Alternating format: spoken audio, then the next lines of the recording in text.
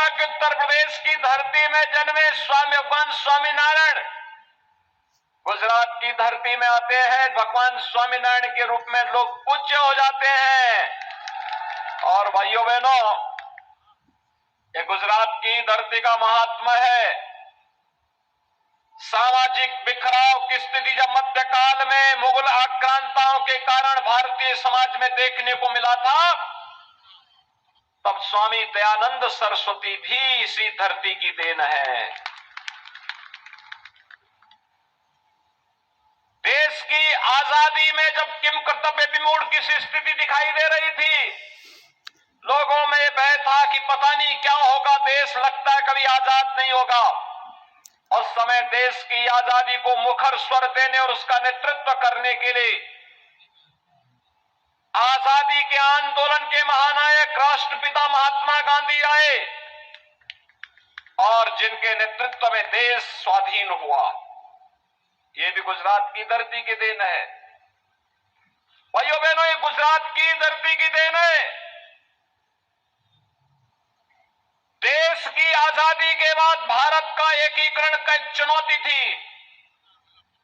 कौन नहीं जानता कि जूनागढ़ का नवाब और हैदराबाद का निजाम कभी भी भारत गणराज्य का हिस्सा नहीं बनना चाहते थे, लेकिन लौह पुरुष सरदार वल्लभ भाई पटेल ने एक ही बार कह करके कि अगर बातों से नहीं मानोगे तो दूसरी भाषा में समझाएंगे। जैसे 561 रियासत भारत गणराज्य का हिस्सा बन रही है, वैसे ही जूनागढ़ और हैदराबाद को भी बनना पड़ेगा। और भाइयों बहनों, सरदार साहब की सूझबूझ और दृढ़ इच्छा शक्ति के सामने उस समय जूनागढ़ और हैदराबाद को भी भारत गणराज्य का हिस्सा बनना पड़ा था। 563 से अधिक रियासतों को भारतीय गणराज्य का हिस्सा सरदार साहब ने बनाया था। और भाइयों बहनों, जब भारत की राजनीति अविश्वास और कांग्रेस के भ्रष्टाचार के कारण व्यापक असंतोष और अव्यवस्था का कारण बन रही थी, तब गुजरात के तत्कालीन मुख्यमंत्री श्री नरेंद्र भाई मोदी जी को भारत की कमान गुजरात की ओर से देने को मिला। और भाइयों बहनों, आज मोदी जी के नेतृत्व में एक भारत श्रेष्ठ भारत की परिकल्पना साकार हो रही है। मैं तो अयोध्या से आता हूं। भगवान राम के भव्य मंदिर का निर्माण अयोध्या में प्रारंभ हो गया है। 500 वर्षों में जो काम नहीं हो पाया, जिसके लिए हिंदुओं पे गोलियां चलती थी, लाठियां चलती थी, संतों का जाना वहां वर्जित कर दिया जाता था, रोक दिया जाता था, उस कार्य को मोदी जी ने एक झटके में सूझबूझ के साथ, दृढ़ इच्छा शक्ति के साथ उसका भी समाधान कर दिया और स्वयं अयोध्या आए और अयोध्या में रामलला के मंदिर का शुभारंभ अपने कर कमलों से करके भगवान राम के भव्य मंदिर के निर्माण का कार्य भी आगे बढ़ा दिया। काशी में काशी विश्वनाथ का धाम बन गया। भाइयों बहनों, उज्जैन मध्य प्रदेश में महाकाल का महालोक का निर्माण हो रहा है।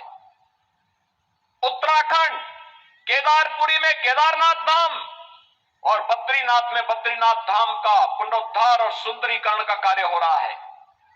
द्वारिकापुरी में द्वारिका धाम का पुनरुद्धार हो रहा है। जितना विक्रमण था सब हटाए जा रहे हैं।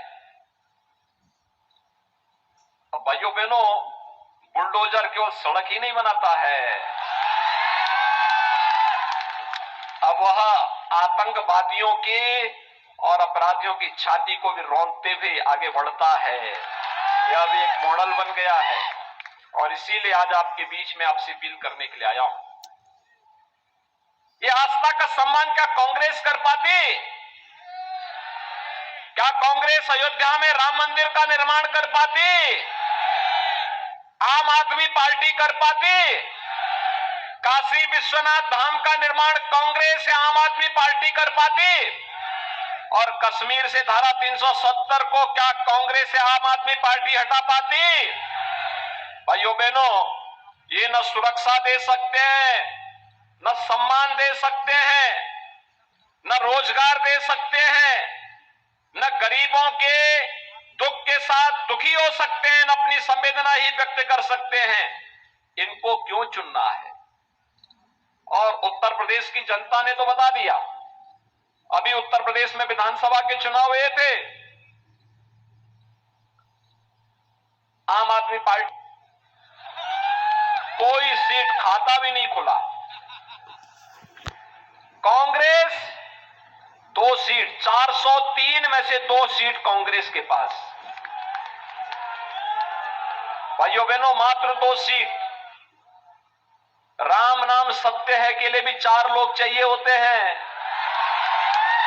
और इसलिए मैं आप सबसे अपील करने के लिए आया हूं कि भाइयों बहनों, बापू ने कभी कहा था 1947 में, जब देश आजाद हुआ था, पंडित जवाहरलाल नेहरू के नेतृत्व में जब कांग्रेस के लोग बापू से मिलने आए थे, राष्ट्रपिता महात्मा गांधी जी से मिलने के लिए गए थे, उनसे कहा कि कैसे कांग्रेस को चलाना है। उन्होंने कहा देश आजाद हो गया है, कांग्रेस की आवश्यकता नहीं, इसको विसर्जित कर दीजिए। भाइयों बहनों, कांग्रेस को विसर्जन का जो सपना बापू का है, उस सपने को साकार करने का वक्त आ गया है। जो कांग्रेस और जो आम आदमी पार्टी देश की सुरक्षा के लिए, देश की समृद्धि में बाधक है, बैरियर है, उसको फांसी पर डाल दीजिए, समाप्त कर दीजिए। और ये लोकतंत्र में ताकत आपके हाथों में है, अपनी इस ताकत का इस्तेमाल कर दीजिए। और इसीलिए आज मैं आपके पास अपील करने के लिए आया हूं कि भारतीय जनता पार्टी ने श्री किरीट सिंह दावी को अपना प्रत्याशी बनाकर के आपके बीच में उतारा है। आपके सांसद श्री देबू सिंह चौहान केंद्रीय मंत्री हैं। भूपेंद्र सिंह चुड़ासमा जी ने लंबे समय तक आपको नेतृत्व दिया। और आज भाइयों बहनों, श्री किरीट सिंह दावी आपके प्रत्याशी के रूप में, लोकप्रिय प्रत्याशी के रूप में आपके बीच में आए हैं। मैं आप सबसे अपील करने के लिए आया हूं कि मोदी जी के नेतृत्व में, भूपेंद्र सिंह पटेल जी के नेतृत्व में आज गुजरात डबल इंजन की सरकार विकास समृद्धि के लिए बुलेट ट्रेन की भांति कार्य कर रही है। आप सब सहमत हैं? सभी लोग सहमत हैं? किरीट सिंह दावी को चुनाव जिता करके भेजेंगे। सो आप बधा, भाजपा ने भव्य जीत आपसो, हाथ ऊंचा करीने समर्थन आपो। भारत माता की, भारत माता की, भारत माता की।